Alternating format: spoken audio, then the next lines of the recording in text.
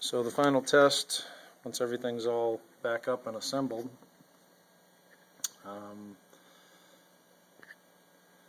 puts everything back where it should be, and she's glowing.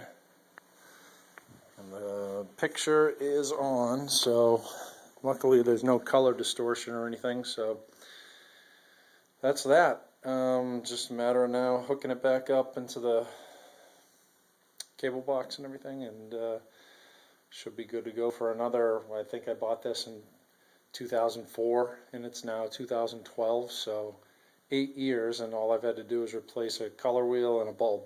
So it's a really good TV, and that should end the tutorial.